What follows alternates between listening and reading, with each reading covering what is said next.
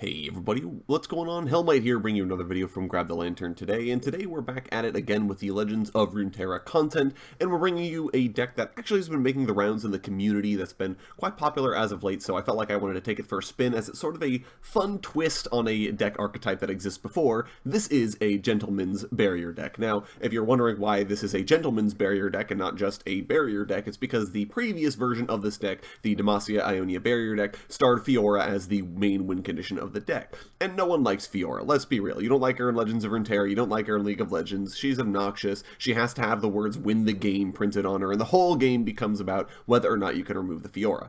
This deck, meanwhile, is classy. It's up front. It tells you exactly what it's going to do on the tin, and it beats your Nexus down from 20 to 0 like a respectable deck does. So it's definitely right up my alleyway, so let's go ahead and do the card-by-card rundown to show you guys how this deck works.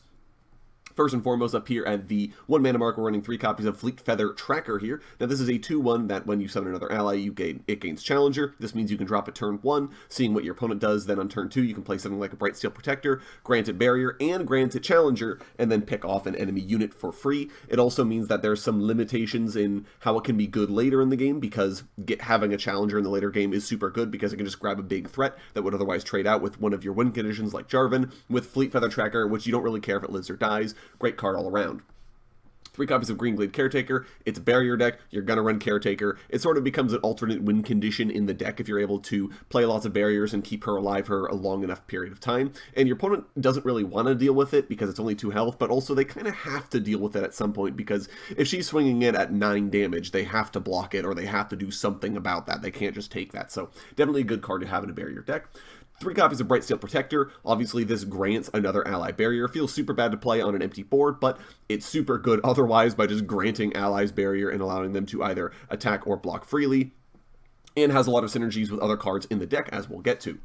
3 copies of Sharpsight. This has increasingly become like Quicksand in Shurima decks is for me for Demacia decks. Sharpsight is incredible. It does everything you want in a Demacia deck. It gives your unit enough pump to trade out with something, enough pump to survive a combat, and the fact that it grants the block with elusive is just absurdly good, because it means that when your opponent's trying to swing in with elusive threats like Fizz or Zoe, expecting them to just get through, all of a sudden Sharpsight totally jabates them and gets the frag for free. So really, really solid card here, and honestly, I would probably run 3 copies of this in every Demacia deck I create from here on out.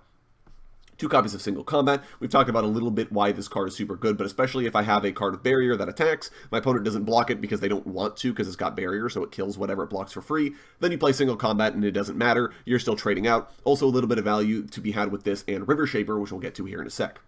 3 copies of Greenfang Warden. I'm not entirely sure about this one in particular. I do feel like, to a certain extent, he's just kind of a dead card in some situations, but I do like what he does in some places, especially his synergies with Jarvan IV, for example, or with something like Cataclysm, because he is a scout, which can give you a free attack token, even if it's not your turn, by playing a Cataclysm. So there are some things he does great, and he also does come with Barrier, so Greenglade Caretaker does care about him a little bit, so I'll keep him in the deck for the meantime, but I may swap him out at some point.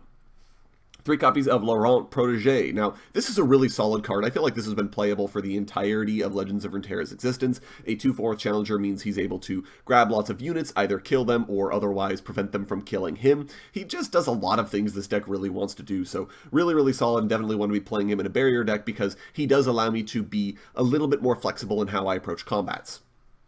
3 copies of Prismatic Barrier. Here is the first major card of the deck that grants Barrier. Obviously, we did talk about Brightsteel, but you have to have another unit. Prismatic Barrier, though, is great on an empty board. It's playable on open spell mana, which is essentially why I like this better than Riposte. I will pretty much always mulligan away a Riposte in hopes for a Prismatic Barrier, because this, you don't have to plan around or say, you know, oh, I need to make sure I leave up enough mana for Prismatic Barrier. It just kind of feels like you have the mana, so you may as well play it, right? So I do like it in that regard. Definitely my favorite, and we're definitely going to be running 3 copies of it in a barrier-centric deck.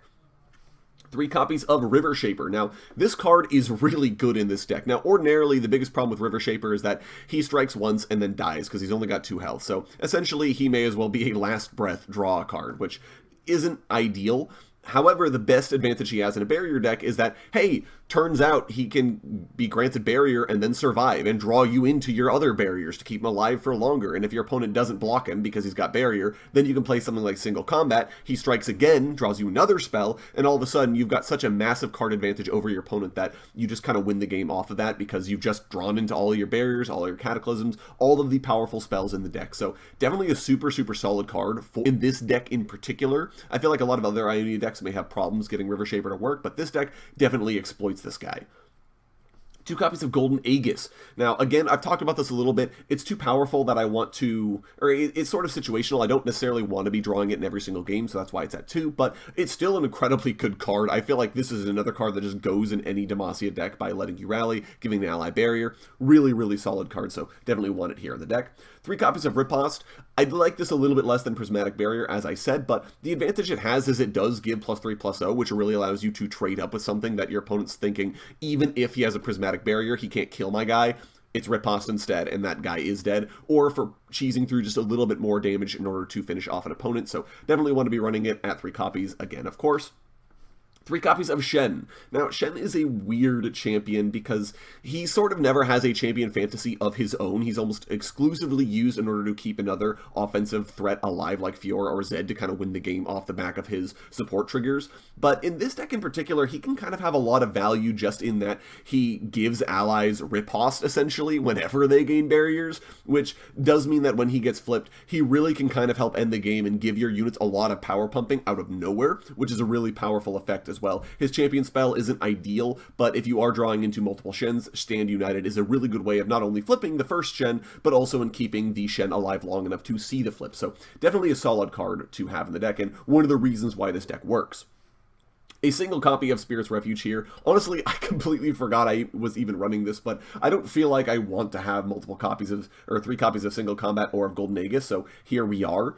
It's an okay card. It's another 4-mana burst spell barrier, so it's alright in that regard, but it does give lifesteal, which lets me either race an opponent or otherwise gain a bunch of life off the back if my opponent's playing super aggro, so there are reasons for it to exist, but is it like my favorite card ever? Probably not, and this is another card that may get cut if there's a better option out for me in the future.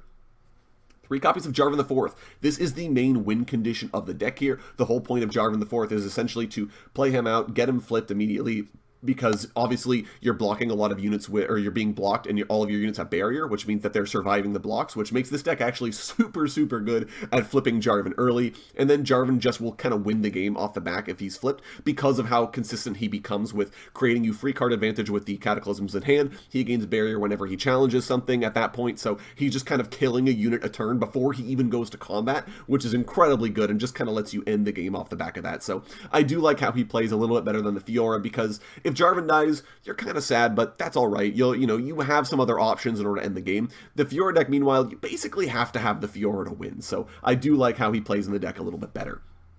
Finally, 2 copies of here, Brightsteel Formation. It's a 9-mana card. I never want to see a copy in my opening hand. Hell, most games, I'm never going to want to see a copy of Brightsteel in the first place, but this is sort of the deck's insurance policy. If I'm not able to win the game in the early stages, if my opponent's really sort of able to trade out nicely, or especially counter me with things like Quicksand or Kill effects, Brightsteel Formation can kind of come down at 9 mana, give my whole squad barrier, protect me from an attack if my opponent's really flooded out, because it gives everything I control barrier, so they have no good attacks at that point. And then I just go straight to combat on my turn, swinging with the Brightsteel Formation. Everything gets barrier. If I've got the Shen, everyone's getting pumped at the same time. And at that point, my opponent just has no good combats they can possibly take if it's my turn. If I can then follow that up with a Golden Aegis on their turn, there's a lot of really absurd things that Brightsteel Formation can do. But it is sort of, if I can't win a game early, I do want to drop the Brightsteel in order to just kind of close it out. So essentially, that's why that's in the deck. And it synergizes very well with a lot of the other things that the deck is doing. And that's the list. It's kind of a weird one, really, when you think about it, because it's a ton of spells. I think I'm running, actually, mostly spells in this deck, so not quite. So still a good number of units, but a lot of really powerful spells that'll just allow me to tip combat in my favor and really help trade in and deal with opponents. Even though none of my cards look like they're super big beaters on the face of it, the fact that they're all going to have barriers and they're all going to be very difficult to kill is essentially what makes this deck work. So let's go ahead and hop into the queue, see if we can't find a couple of games, and show you guys how a gentleman's barrier deck works. And here we go, ladies and gentlemen, we're in game with Phoenix Zero, who, coincidentally, is playing the Gentleman's Barrier deck as well. Like I said, this deck has been making the rounds. A lot of the community has kind of jumped on board, as I think it's super consistent and solid, so it kind of makes sense that we're going to be seeing a mirror matchup so early on, but this should be really interesting in how these barrier gameplays are going to work out. I am on the odds here, so I will keep the Greenfang Warden in hand, because I can get some value out of that. We'll keep the Fleetfeather Tracker as well, and a Brightsteel on turn 1. Never want to see that happen, but whatever, we're going to keep that in hand, and that is sort of the late game insurance policy if I need it. So coming out with the Greenglade Caretaker. So this is a free swing because he's not going to want to block at all, so we can get him for 2 damage. He really wants to keep this around to try and ramp it up. We'll hold on to the single combat just in case he tries to do something here. There's nothing else I can play on this turn, so he'll come down with Brightsteel Protector, which is pretty unfortunate for me as I don't have an answer for it. The question is, does he double swing? He will. I think the correct answer here is to do this. No, because that actually doesn't do what I want it to, which I wanted to pop the barrier off of this and then be able to get damage in, but instead, I think it just makes sense to kind of trade out with one of them. I'm not going to kill the Greenglade Caretaker, but hey, either way, we're getting some value, and we will bank the spell mana for the next turn, so we do have that going for me, drawing into all my combat tricks and into my units, but we do have Greenfang Warden, who comes down with Barrier on his own. See what my opponent's got here. He's got nothing, or he's holding onto a barrier, so we'll swing in. We have a free scout trigger, so he'll take the damage, and we'll swing in again. Does he have anything? He doesn't. So, now that he's taken the 4 damage, now we'll go to the single combat, because I still have the barrier to protect him. So, my opponent could use a Prismatic Barrier here to keep the Greenglade Caretaker alive. He doesn't have it, though, or he's not willing to play it. So, it's a free kill for me. I'm super happy about that, and he's not playing anything on 3 mana. He's willing to bank it, so that's okay. I still only have the 1 unit, but we did draw the Rivershaper. Now, I do need to hold on to my mana here. He's got the Rivershaper as well, so this is a bit of an awkward situation. I can't really play mine here. He's going to go to combat here for sure. No, he won't. He's just going to pass it back. Interesting, and there's the second Brightsteel. You hate to see it happen, but we'll bring out our Rivershaper here. I'm sitting on at least 1 barrier spell, so there is the possibility for me to get in some value. And he's got his Brightsteel Protector. The question I have is whether or not he's going to be willing to block with the Rivershaper or expect me to have a combat trick. But we'll go for the scout play here. He is going to try it. We'll riposte, just in order to keep my guy alive here. Now, he may have something like a single combat, but he won't want to play it because he doesn't want to lose his Rivershaper. So he's also sitting on a ton of mana, so he does have the possibility of playing more burst spells in a turn. He's going to do the Concerted Strike. Okay, that's a card I'm not actually playing in this deck, but it is quite good because, again, it's another strike spell, which makes it quite effective. And now I can't really swing with my Rivershaper because he's still got the barrier, so that's essentially just me losing a unit for free here. And really, these draws are not doing me so hot. I've got all the barrier spells and none of the units that'll really enable me. So we're going to go ahead and block here and essentially say, hey, do you have it? I'm okay with trading Rivershapers here. And I kind of want to see if he wants to protect his Rivershaper or not. So he's thinking this is going to be a really sort of back and forth game here with both of us thinking about what our opponent might have. He's going to go for the Sharpsight. So in order to hold on to a barrier spell for later, I'm going to go ahead and play out not the Riposte. We will Spirit's Refuge here because I'm not at full health. And I'm fine if he doesn't want to, try to trade here. He does have Concerted Strike mana, so that is possibly on the table. At least Rivershaper will draw me a spell, which is okay, and I'll gain some life off of the back of this play, so it won't hurt me as badly. He's kind of thinking, I gotta think if he wants to go for the second Concerted Strike, because I'm still in 3 mana. I could follow it up with another spell, but I don't have it, and he knows that. So, unfortunately, this is going to mean that my guy dies. I don't even draw a spell off the back of it. I'm going to take some damage here, and at this point, he is kind of annihilating me on the field, and I'm going to draw into Prismatic Barrier. That's absolutely tragic. I can't believe it. I looked at this deck and was like, oh, it's all spells. Oh, no, wait. I'm 26 units, 14 spells, but it doesn't matter how many you're running if you can't see any of them, so this is really bad for me. I'm going to take a beating. There's really not much I can do, unfortunately. He's going to be drawing into basically all of his spells. I can come down with Brightsteel on the next turn, but Brightsteel isn't going to win me the game here, and he's got the King Jarvan III, so he's got Jarvan IV out. He does have the potential to go for a Golden Aegis play if he wants to try and end the game, which I would if he's got it. I don't think there's any reason for him to sit on it if he because I mean, I've got nothing. I'm sitting on 11 mana and haven't played anything. That should be the Golden Aegis, and we will concede here. There's no reason to let him resolve it. Like, the game is over. So, unfortunate, and I just flooded out. That was a bit of a thinking man's game, which I was having a lot of fun with, but unfortunately, when you don't draw units, barriers are really, really bad. So, we're going to go ahead and try to hop into another game. Hopefully not get another mirror matchup, or if we do get another mirror matchup, hopefully we'll be able to, you know, actually draw some units and make use of those barriers. So, I'll see you guys in game 2. And here we go, guys, back into game with Domamente, who's playing a Kindred Swain, probably aggro deck, and this is going to be really brutal. It's probably a bit of a control deck that really relies on dealing damage, and one of the best ways of dealing with barriers is just deal damage to the card that's got barrier. Oh, I mulliganed the wrong card. Not ideal for me, but I think we can probably make this work if I can top deck something. Okay, we're not drawing anything I really want to see, and I feel like both of us are just going to be banking our spell mana here for the first couple of turns, which is okay for me. I don't want to play the Brightsteel Protector. There's no reason to, as it's not going to give me any value. So see what he wants to do. He does have the House Spider, which is a pretty good card for that deck in particular. He'll be able to get in for some damage. It won't help him flip the Swain, as Swain is only going to flip off of non-combat damage. We've top decked into a Rivershaper. I don't have the ability to protect him, though, so I feel like the best play here is probably going to be playing out the Greenfang Warden, unless he goes straight to combat like he's thinking about doing. And he'll play out the Fading Icon. Now, he's got 2 mana, so there is the potential for him to be able to do some kind of damage to Greenfang Warden and just destroy his barrier, but I feel like this is... I do have to play out a card here, unfortunately, because I can't afford to take this much damage. So see what he wants to do. He probably is going to go for something that'll pop the barrier. Yeah, so he's going to go hard, which totally makes sense here. But what I think I'm going to do here is instead use the single combat while I've got the barrier. We're going to be able to get him for some damage, trade out the Fading Icon. Obviously, the Greenfang Warden will lose 1, but that's okay because he's still up to block, so I can really limit the amount of damage I'm going to take on this backswing. Yeah, and he realizes it. There's no reason for him to go for this, except for with the one little spider, because I don't want to block that, so that's actually okay for me. I do know he's running Go Hard, which is kind of a scary card. I don't really want to deal with that, but we can go ahead and drop the Shen here. There is a potential to get Culling Striked, which, that's it, isn't it? No, he's got the second Go Hard already. Okay, so Shen's not going to be able to make any barriers, unfortunately. But there was no reason for me to just go straight to combat.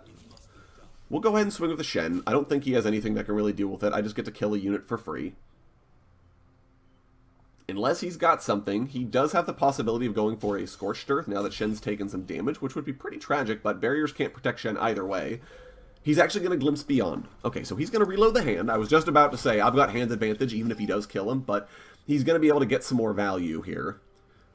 And now, essentially, my hand advantage has kind of been negated. I do have a champion down, which gives me a slightly stronger board here, but he's got a lot of kill effects in that deck, so he's going to swing with a Spider. I don't feel like I need to block. This is okay, honestly. And this is the point at which I do feel like I want to start trying to flood out the board. We'll play the Greenglade Caretaker. We'll see what he's got. Okay, he's going to go for the Whispered Words for just the straight 4. So he's really chilling on the cards, but he's playing a little inefficiently. If this is a kill spell, Shen is just going to die, because I can't protect that, but he's going to go for the Death's Hand. I do have the option of playing the Spirit's Refuge, but honestly, I think I'm alright with letting that resolve, because it lets me draw the Rivershaper now that the sort of ability for him to do anything has been cleared, and I'm on 6 mana, so you know what that means. We swing in, here comes Jarvan. Jarvan's going to grab the Spiderling, we'll be able to get in for some damage, and Shen's now seen a bunch of barriers. See what he's got? He's got the Ravenous Flock, and unfortunately, I don't have enough mana left to play a barrier, which was what I was leaving myself up to by going for the Jarvan play, but I think this is okay because I'm going to draw myself another spell. I'm clearing out his board. I've got Jarvan down now, and Jarvan hasn't taken any damage, so Ravenous Flock is off the table, Scorched Earth is off the table. He'll have to hit him with something else if he wants to be able to kill him off. Now, I do have to worry about Go Hard. That is always a card that will just end the game instantly if he's able to get to the pack your bags, but he doesn't have it quite yet. At least I hope so. This could be the third Go Hard. Okay, he's going for the Death's Hand, which if he's got another Death's Hand in hand, Jarvan is going to die here as I don't have an option around that. That's a Swain flip as well, which that card pretty much always comes down flipped, which is kind of funny, but he's sitting on 2 mana left, maybe thinking about what he wants to do. I can go for the Golden Aegis on his turn, depending on what he plays. We drew into a Greenglade Caretaker as well. Okay, he's got a Fading Icon. I'm not scared of that. I think what I do want to do here then is play out the Brightsteel Protector, keep Jarvan safe at the very least. He's going to go for the Death's Hand, which I think this is okay to use a Spirit's Refuge, as it will at least preserve him through this, as he's really trying to clear out my board. He knows that Rivershaper is a problem. So we'll take some damage, but he's going to stay alive, and I do think... I think this is okay to pass back, as I can hold on to mana for the next turn, when I can really go ham, especially with this Golden Aegis. Got a slight advantage here in terms of board. He's kind of deciding if he wants to try and use another removal spell, I have to think. He's got Rivershaper exposed here, but I'm sitting on 3 mana, which my opponent always has to worry about. He does have the Scorched Earth, and there's literally nothing I can ever do about that. That is just going to kill off Jarvan, which is pretty sad.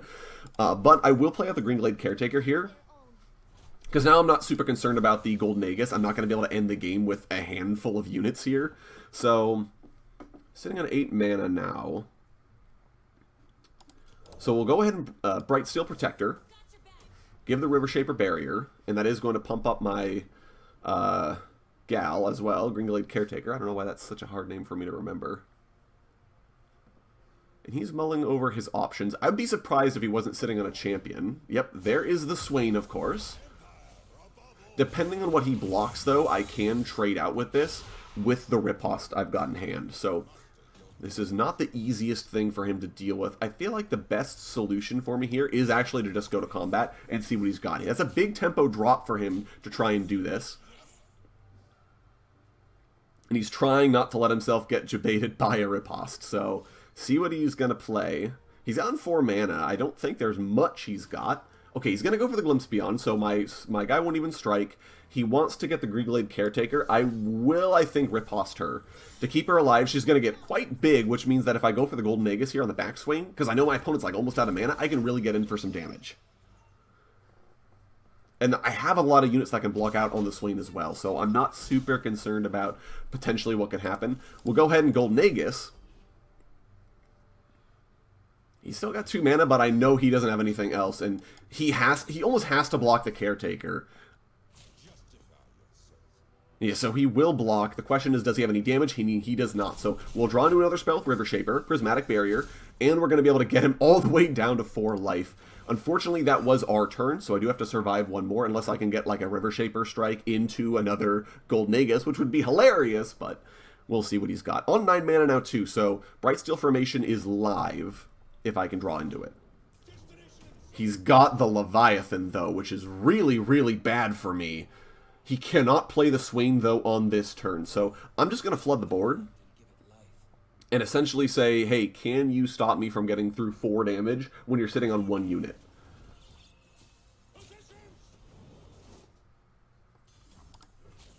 And we've got the Prismatic Barrier, and that will also make her big enough to kill this.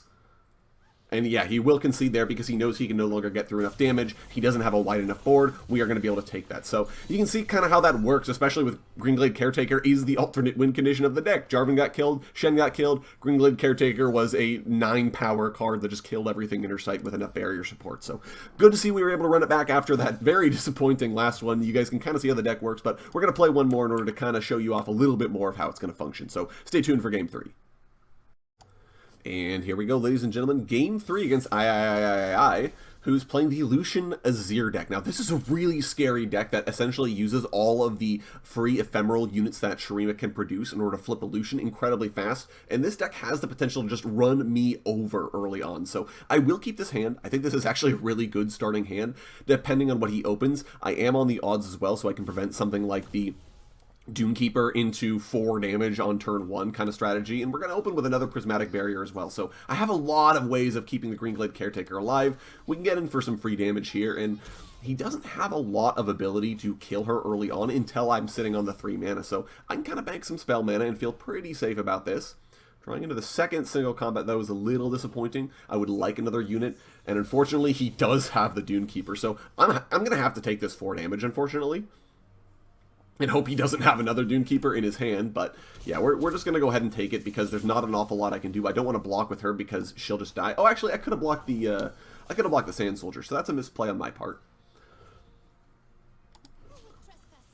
We'll just go ahead and see if we can't get in for damage. See what he wants to do here. We're just going to go ahead and Sharpsight out, because I don't feel like there's any reason for me to play the barrier yet. See what he's got. He's thinking about it as well. This also prevents him from doing something like the quicksand to remove the barrier. He's got his own Sharpsight, and unfortunately he's still on quicksand mana as well. So now we'll play the barrier and say, hey, do you have quicksand? He does not. So we are going to be able to get the kill here, which is pretty good. And he also has not opened with the Lucian turn 2. He does have Azir turn 3, which is pretty good for him, but Greenglade Caretaker, I can pump up to be big enough to deal with Azir if Azir swings in on his own. So, see what he wants to do. He's got the Brightsteel Protector, which is kind of disappointing for me, as I don't think there's a way for me now to trade out. So, we'll play the Shen. He could go for the single combat, unfortunately. I didn't consider that. He's got the Blinding Assault! That's a card I don't see a lot of decks playing, but it's really bad for me because Valor will be able to swing here, kill the Greenglade Caretaker for free. He'll summon a free Sand Soldier off the back of this, and unfortunately, I'm not even going to block the Sand Soldier because it's just going to die, and he's got the ability to swing in again now, so that's a really, really big play. I did not consider the fact that he would do that at all, but hey, what can you do? Sometimes you get sucker punched by a card you forgot existed, so now I need a unit here for Shen to work with. Technically a unit, not the one I wanted to see, so we'll just go to combat, see what he's got. He's fine with taking the 3, and he's also fine with passing the turn back here. I think this is okay. We'll bank up the mana. We'll try to see if we can't hit another unit off the back of that. Fleetfeather Tracker is going to be okay here, actually. Unfortunately, if I do go for the combat right off the bat, Jarvan won't be able to play out. I'm tempted to play him here, but I do feel like the Fleetfeather Tracker is better, and then just saving all of my mana for potential combat tricks. Yeah, so the scout potential here is absolutely incredibly frustrating. I'm not gonna lie to you guys here. So let's go ahead and block here. I'm going to Riposte just to keep the Shen relatively okay and see if he's alright with that. Because also this gives me the potential to sucker punch him by going for the single combat. He's got the Azir flip, which is pretty good. Especially because now, no, he's still not big enough to survive a single combat. Nor is he big enough to kill the Shen on the backswing here. But he's got 5 mana, so I want to kind of bait it out and see if he wants to go back to combat. Which he does. We're going to go ahead and play like so. I cannot afford to take all this damage, though. I do have to block. We're still going to take 3 into 6, which is a lot of damage. But I'm hoping this is enough to at least remove the Azir, and then I can fire off the Jarvan in the next turn. He has a Sharpsight, which now I'm up against it a little bit. But what we'll do is we'll play the second single combat, because that'll give me the 2 damage that I'm missing in order to trade out the Azir. Unless he's got his 3rd Sharpsight. Ranger's Resolve. That'll do it as well. That's another card that I don't see very often, but is really good when it does come down. So the Azir will unfortunately live here. I will minimize the damage I take, and knowing... Why did Shen die? Oh, he's only got 5... Right, because the Sharpsight came down. Okay. Yeah, so... I'm probably dead here. This is probably another lose. I don't think there's anything I can do about it, especially given that Jarvan doesn't have Challenger. I can't grab the Azir. He's got Cithria the Bold here as well, yeah, and he is throwing the Shen, being a little BM, not gonna lie, so a little salty about that, especially with how my opponent behaved. But either way, not seeing units, unfortunately, which is weird, because again, I kind of looked at the stats for the deck. It looked like it was a lot unit heavy, so I should be able to see some of the cards that actually make the barriers work, but unfortunately just haven't been seeing it, so... We may go back for another one here, honestly, because after that last one, I don't want to go out on that one. I think we're going to do another one.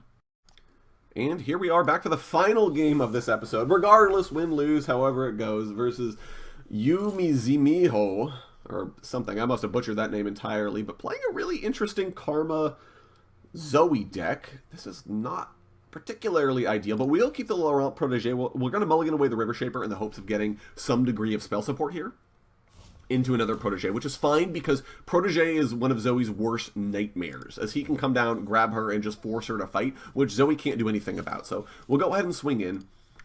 I'm guessing this is going to be a deck that's very much so about just kind of stalling for late game, playing a bunch of spell support, and winning off the back of either a flipped Zoe or a flipped Karma. Either way, it's going to be really good. Okay, he does have the Starry Scamp, and he played it without having a Celestial in hand. That feels pretty bad for him, but I'm gonna take the damage here, unfortunately. There's nothing I can do about it. We'll bank up the spell mana. We do have access to Riposte, but the Laurent Protege makes the most sense, as we'll be able to grab the Starry Scamp and just kill him. And now my opponent, if he wanted to play a Lulu, he's no longer, or not a Lulu, a Zoe, he's no longer going to want to.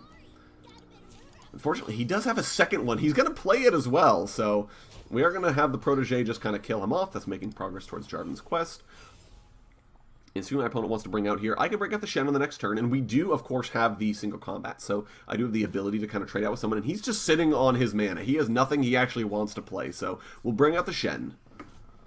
And he's just going to pass it right back. So the best play here, I tend to get really greedy with this, but I don't want to develop my board that much, as I do feel like it just makes sense to get in damage where you can. So we can trade with the Scamp, we can get some 6 damage through, bring him out to 13, which is pretty nice. And given how slow he's playing, like, I just want to get as much early pressure as I can. Okay, into the Solari Priestess. He will finally have a Celestial card. It's kind of a shame he had to play these Scamps without any value, but he will get something here, potentially to deal with the Shen. So I do want to kind of hold on to enough mana for my Barrier spell. Let's go ahead and bring out the Rivershaper. And he's got nothing, so we'll pass it back to him and see what he wants to do. I would have loved to have seen a Jarvan on that draw. He's got a second Priestess. My guess is he's looking for, especially Falling Star, to just obliterate the Shen, get him off the table. Because the Shen is the one way I think he loses the game right now. Not that he knows that, but the Shen is going to be the one way he loses the game. So, play out a second Protege. Sitting on 6 mana, so we're feeling pretty good. I can play all of my spells here. If he passes back, he is going to... So yeah, so he does have the Falling Star. Unfortunately, there's nothing I can do about that. I'm tempted to just have the single combat just to remove something. Like, Shen's going to die no matter what, so it's free spell mana. I won't be able to play enough units to just, like, flood out entirely, so whatever. Shen will get a kill. He's going to go down. And now we can Fleetfeather Tracker into Fleetfeather Tracker. And just try to end the game off of the back of that. How much damage do I have, actually? Let's go ahead and swing like so. We have 2, 5, 7, 9, 11. And let's go ahead and do a Riposte and say, hey, do you have it? I'm in a really bad spot if he does have something like a board wipe, but I hopefully didn't give him enough time to actually play the board wipe. He's got a spell here. Could be Health Potion, actually. Any decks do sometimes play those, especially spell-heavy decks with Karma, because it does heal for a ton.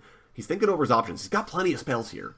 Okay, Concussive Palm will stop one of my units. I'm getting another 2 damage off of this, though, from the Greenglade Caretaker. We're not quite getting there. That's pretty tragic, but we'll bring out the other Protege. I'm still holding on to mana for Sharpsight. But we have my opponent up against a wall here. We've got the full board. The question is, does he have board wipe? But he's not in the colors for it, unless he has the Recall Everything spell, which he totally could. The Fangs is a pretty good option here, though. It's just having the lifesteal is going to be quite nice for this deck that's down to 2. I would guess he's playing out another card here. Okay, so Shadow Assassin, go find another option. Again, I'm just kind of seeing what he's got here. I do want his unit dead, so we will block. I could also trade out here with the Shadow Assassin, but I don't think it's worth the Sharpsight, because I might be able to Sucker Punch him with the extra damage that he won't see coming. And here's what I'm going to do. I'm going to play the Greenfang Warden. No value on it this turn, of course. But it does give me the option of scouting in and trying to get some value off the back of that. So the question is actually how I want to deal with this. Yeah, so we're going to go to combat. Because it's a scout attack. This is free. If he wants to block, he's trading no matter what. I'm not going to use any resources to keep him alive because we're just opening the board up. He doesn't know I'm sitting on the Brightsteel Formation, which probably will end the game on its own. Not that I think I need it. I know he's running Concussive Palm now, so he does have the answer for Brightsteel.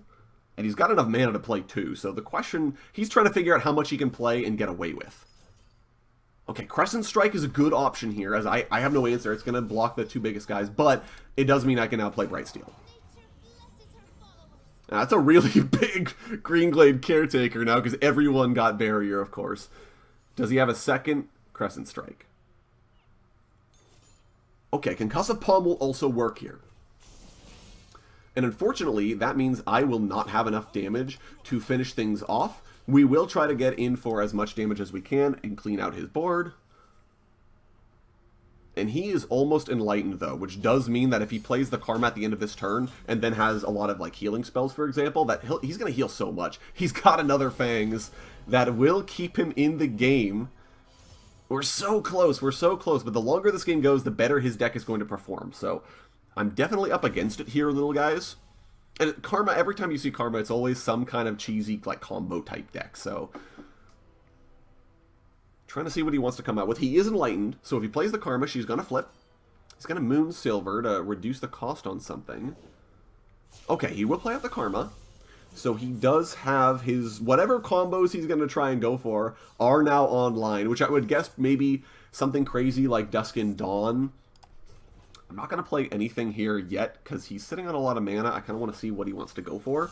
Okay, Star Shaping. So he is sitting on all the healing spells because he knows he's going to get the doubles, and he's also going to go get a bunch of Celestials now because he gets to invoke twice.